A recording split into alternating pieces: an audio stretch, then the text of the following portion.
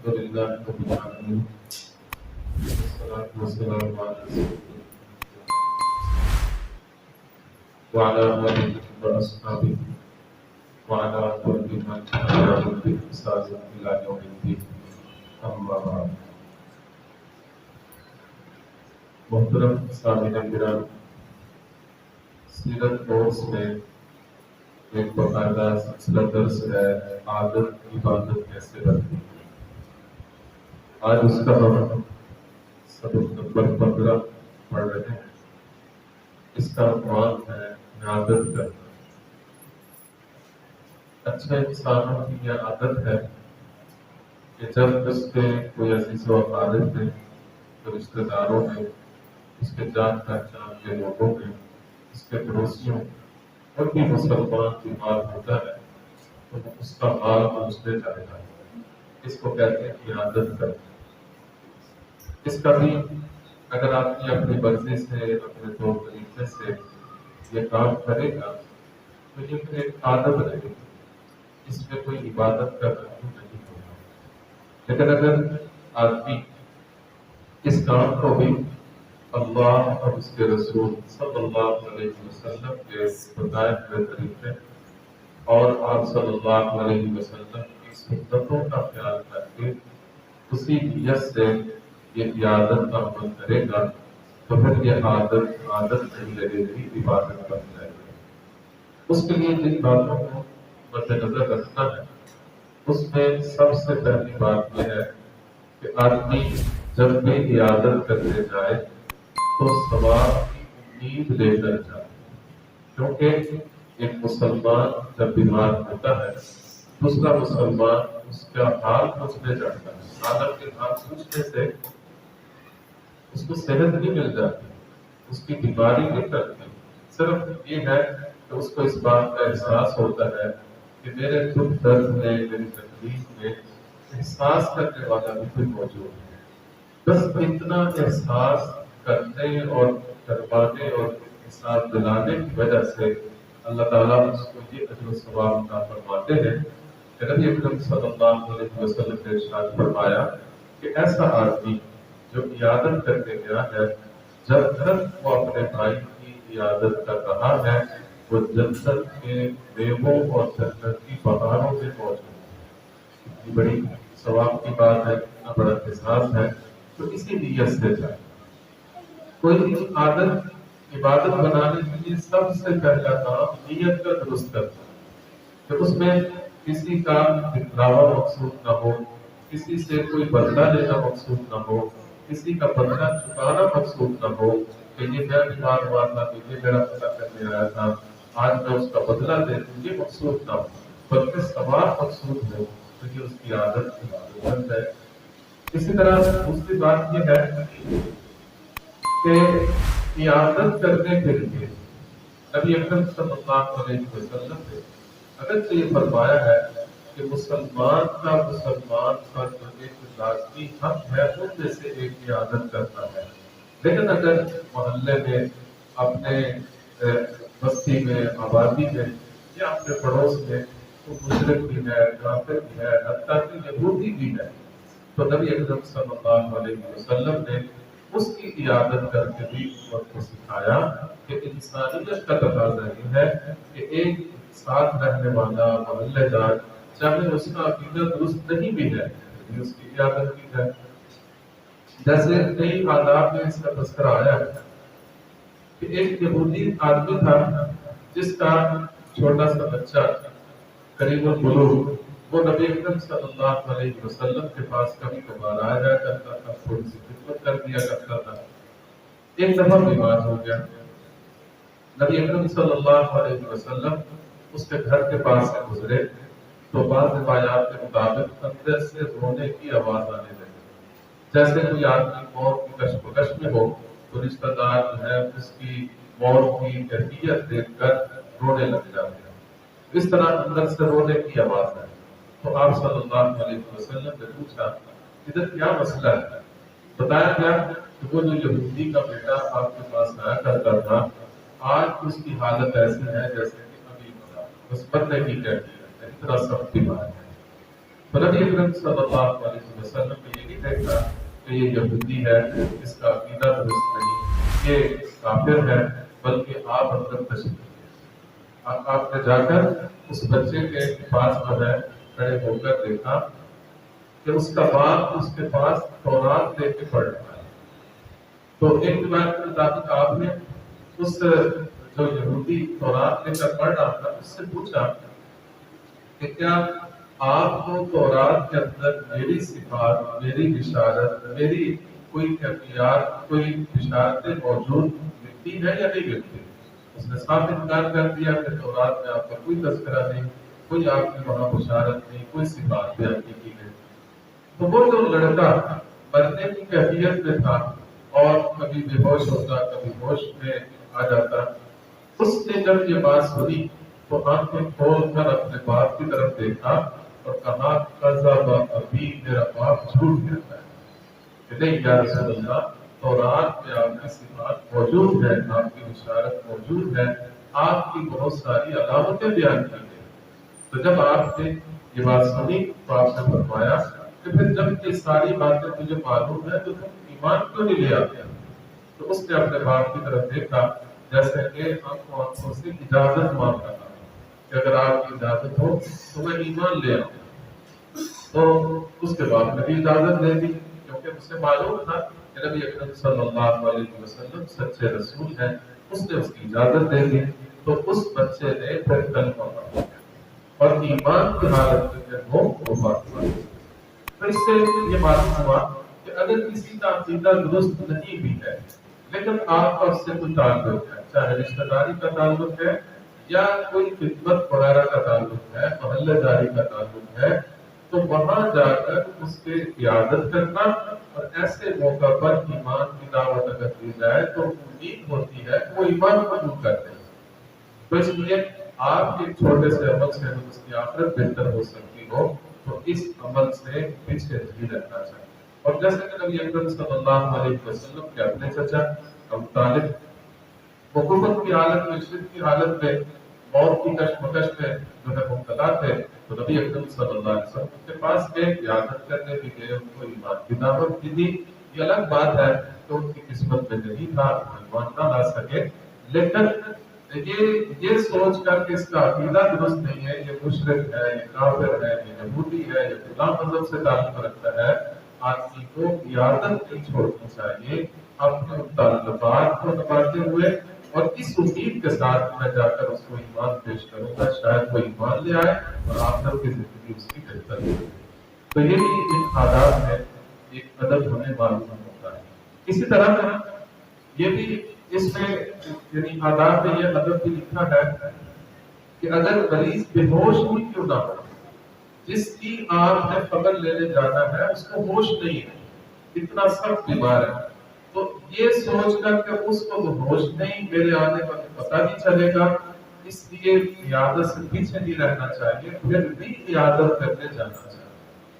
اگر صرف اس آدمی کو تو ہوش نہیں ہے لیکن جس سے ثواب لینے کے لیے آپ جا رہے ہیں وہ اللہ تو آپ کو دیکھ رہا ہے۔ تو اس لیے اس مقصد کے پیش نظر کہ اس کو ہوش نہیں ہے تو اس کو اگنور نہیں کرنا چاہیے۔ حضرت جابر رضی اللہ عنہ فرماتے ہیں کہ نبی اکرم صلی اللہ علیہ وسلم میرے پاس عیادت کے لیے تشریف لائے، اس وقت میں بے ہوش تھا، تو معلوم ہوا کہ بے ہوش مریض بھی ہو تو اس کی عادت کو چھوڑنا نہیں چاہیے۔ اسی طرح عیادت کرنے میں بار بار جانے میں بھی جھجک محسوس نہیں کرنی چاہیے۔ اصل میں آج کل ہمارے ماحول نے اس لیے یہ مشکل بنا دیا ہے کہ ہم جب بھی عیادت کرنے جاتے ہیں تو مریض کی جو دیکھ بھال کرنے والے ہیں وہ سمجھتے ہیں کہ ان کو کچھ کھلایا پلایا نہ تو یہ ناراض ہو جائیں گے، تو جتنی دفعہ جاتے ہیں اتنی دفعہ کھلانا پلانا پڑتا ہے، تو وہ بھی چاہتے ہیں کہ ایک دفعہ آئے اور جانے والا بھی چاہتا ہے کہ ایک دفعہ جاؤ بات بنتا ہے۔ حالانکہ یہ ایک غیر ضروری عمل ہے، تو کھلانا پلانا بہت ضروری نہیں ہوتا اور اس مقصد کے لیے جانا بھی نہیں چاہیے، اور اگر کوئی نہ بھی کھلائے تو اس سے ناراض بھی نہیں ہونا چاہیے۔ تو اصل جو مقصود ہے اس مریض کی عیادت کرنا، اس کو تسلی دینا اور اس کی خیر و خبر لینا، اس کے لیے دعائیں کرنا، یہ اصل مقصود ہے۔ تو یہ مقصود جو ہے یہ بار بار ہونا چاہیے، اس میں یہ نہیں جھجکنا چاہیے کہ کل پتہ لے کر آئے ہیں آج جانے کی کیا ضرورت ہے، نہیں، بار بار جانا یہ بھی نبی اکرم صلی اللہ علیہ وسلم کے عمل سے معلوم ہوتا ہے۔ جیسے کہ حضرت سعد رضی اللہ تعالیٰ عنہ کو غزوہ خندق میں ایسا کوئی تیر لگا جو رگے حیات میں پیوست ہو گیا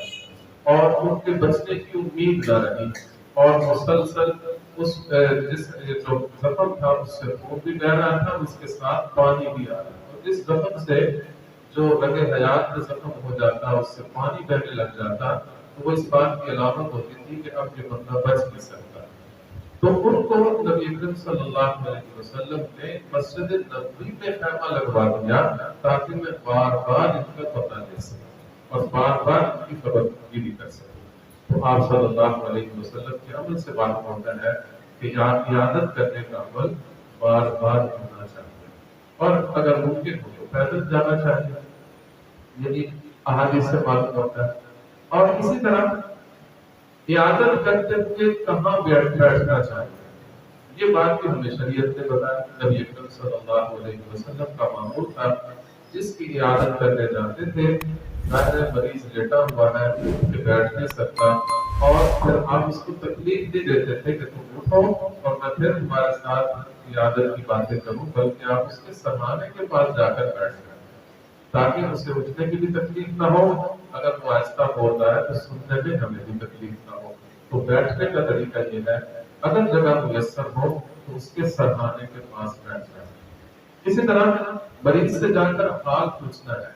کہ آپ کا کیا حال ہے، کیسی آپ کی طبیعت، یہ نبی اکرم صلی اللہ علیہ وسلم اس طرح کے الفاظ پوچھا کرتے ہیں۔ اور اسی طرح مریض کو مرض کے اجر و ثواب سنانا چاہیے۔ بعض اوقات مریض جو ہے مرض کی وجہ سے وہ اتنا پریشان ہوتا ہے کہ وہ مایوس ہو جاتا ہے اور وہ موت کی تمنا تک چلا جاتا ہے، مرنے کی باتیں کرنے لگ جاتا ہے۔ اس کو تسلی دینا اور اس کو اجر و ثواب بتانا کہ لا بأس طہور انشاءاللہ، کوئی بات نہیں ہے، آپ کی یہ بیماری انشاءاللہ آپ کے گناہوں کا کفارہ بن جائے، اس طرح کی تسلی کی بات دینا، اجر و ثواب جو ہے اس کو سکھانا۔ اور اگر وہ بیماری کی کو گالیاں نکال رہا ہو، جیسے کہ ایک صحابی نے یہ الفاظ کہہ دیا، اللہ بارک اللہ، مجھے بخار ہے، اللہ کرے اس میں کبھی برکت نہ ہو، تو نبی اکرم صلی اللہ علیہ وسلم نے فرمایا کہ بخار کو گالی نہ دو، یہ تو اللہ کی طرف سے تمہارے لیے رحمت بن کے آیا ہے، یعنی تمہارے اس بخار کی وجہ سے تمہارے کئی گناہ اللہ نے معاف فرمائے۔ تو اس لیے نہ تو بیماری کو گالی دینے دینا اور نہ ہی اس کو مایوس ہونے دینا، بلکہ اجر و ثواب اسے سنانا اور اس کے اجر سنا کر اس کو تسلی دینا۔ اسی طرح مریض کے پاس جا کر ایک دعا جو میں نے نیچے لکھی ہے، بڑی عظیم دعا ہے۔ دعائیں تو بہت ساری آتی ہیں احادیث میں، لیکن اس دعا کے بارے میں نبی اکرم صلی اللہ علیہ وسلم کا یہ فرمان ہے کہ اگر ایک آدمی کسی مریض کے پاس جا کر اس کے پاس کے 7 دفعہ یہ دعا پڑھتا ہے، اسأل اللہ العظیم رب العرش العظیم ان یشفیک، 7 دفعہ یہ پڑھتا ہے، تو اگر موت نہیں آئی تو اللہ اس کو اس بیماری سے ضرور شفا عطا فرمائے۔ یہ دعا جو ہے یاد کرنے کرتی جملے ہیں، اسأل اللہ العظیم رب العرش العظیم ان یشفیک، کہ میں اس اللہ سے سوال کرتا ہوں جو سب سے عظیم ہے، جو رب عرش عظیم کا رب ہے، سوال میرا یہ ہے کہ اللہ تجھے شفا عطا فرمائے۔ یہ الفاظ کہنا 7 دفعہ آدمی کہہ دے، اگر موت نہیں آئی تو اللہ تعالیٰ اس کو ضرور اس بیماری سے شفا عطا فرمائے۔ اور اسی طرح مریض کو پوچھنا کہ آپ کو کیا کھانے کو دل کرتا ہے، اس کی من پسند چیزیں پوچھنا۔ حدیث بات میں آتا ہے کہ مریض اگر کوئی خاص چیز طلب کرتا ہے، مثلا ایک مریض کے پاس نبی اکرم صلی اللہ علیہ وسلم تشریف لے گئے، پوچھا تیرا کیا دل کرتا ہے، کیا کھانا ہے؟ اس نے کہا روٹی کھانے کو دل کرتا ہے، گندم کی روٹی۔ نبی اکرم صلی اللہ علیہ وسلم نے صحابہ سے پوچھا کہ آپ میں سے کس آدمی کے پاس روٹی ہے، وہ لا کر اسے دے دے، اور آپ نے ساتھ تلقین کی کہ جب مریض کسی چیز کا مطالبہ کرے تو اسے مہیا کیا جائے، لیکن اس میں شرط یہی ہے کہ اس کے لیے تکلیف دینا ہو۔ بعض اوقات ایسا ہوتا ہے کہ وہ ایسی چیز مانگ بیٹھتا ہے جو اس کی موت کا سبب بن سکتی ہے، جیسے نمونیا ہے تو وہ کہیں مجھے آئس کریم لا کر دو، یا برف والا پانی لا کر دو۔ تو یہ چیزوں کا خیال رکھتے ہوئے اگر کوئی ایسی چیز مانگتا ہے جو اس کے لیے تکلیف کا باعث نہیں بن سکتی بظاہر، تو وہ اس کی مطلوبہ چیز اسے مہیا کر دے گا۔ اور اسی طرح موت کی تمنا کرنے سے منع کرنا۔ ایک دفعہ نبی اکرم صلی اللہ علیہ وسلم اپنے چچا حضرت عباس رضی اللہ عنہ جو بیمار تھے ان کی عیادت کے لیے تشریف لے گئے، تو انہوں نے موت کی تمنا ظاہر کی کہ آپ میرے لیے دعا کریں کاش میں مر جاؤں۔ تو نبی اکرم صلی اللہ علیہ وسلم نے ارشاد فرمایا کہ چچا موت کی تمنا نہ کرو، کیونکہ موت کی تمنا کرنا بھی گناہ ہے۔ تو ایسے چونکہ مریض مایوس ہوتا ہے، اس کو بیماری کی تکلیف ہوتی ہے، تو عیادت کا مقصد یہ ہے کہ اس کو تسلی دینا، اس کو امید دلانا اور اس کی بیماری پر اس کو اجر و ثواب بتانا، تاکہ وہ اللہ کی رحمت سے مایوس نہ ہو بلکہ امید لے کر اللہ سے اپنی رحمت کو اور اپنی صحت کو اللہ تعالیٰ سے مانگے۔ ایک عام جو علماء کرام بڑے مختلف مزاج کے ہوتے ہیں، ان کی دعائیں بھی بڑی عجیب ہوتی ہیں۔ مثلا ایک اللہ والے کی دعا مجھے یاد ہے کہ یہ بیماری بھی تو اللہ کی رحمت ہے، تو صحت بھی اللہ تعالیٰ کی رحمت ہے۔ تو بعض اوقات آدمی بیماری کے فضائل سن کر وہ یہ چاہتا ہے کہ میں بیمار ہو جاؤں، جیسے ایک صحابی نے دعا کر لی کہ مجھے بخار ہوا کرے ساری زندگی بخار ہوا۔ تو ایسا اللہ سے کبھی بیماری مانگنی نہیں چاہیے، اور اگر بیماری آ جائے تو پھر اللہ تعالیٰ سے عافیت اور صحت مانگنی چاہیے۔ اور بڑے پیارے الفاظ ہیں، اگر وہ آپ یاد ہو جائے اور اگر وہ ہمارا مزاج بن جائے تو بڑی کیفیت بھی بنتی ہے۔ یہ کہنا کہ اللہ بیماری بھی تیری رحمت ہے اور صحت بھی تیری رحمت ہے، یہ بیماری والی رحمت کو صحت والی رحمت میں تبدیل کرنا، تو یہ آدمی کو ایک تسلی بھی ہو جاتی ہے کہ اللہ سے رحمت ہی مانگنا ہوں اور اللہ کی آئی ہوئی رحمت کی جو ہے میں تردید نہیں کر رہا۔ تو انشاءاللہ اللہ تعالیٰ کی رحمت سے امید ہے اللہ تعالیٰ اس بیماری سے شفا دیں گے، ورنہ اگر نہ بھی شفا ملے تو مانگنے سے اجر و ثواب بھی مل جائے گا اور بیماری اس کے لیے مصیبت بھی بنے گی، تکلیف کا باعث بھی بنے گی۔ اللہ تعالیٰ ہم سب کو اپنی عادات کو عبادت بنا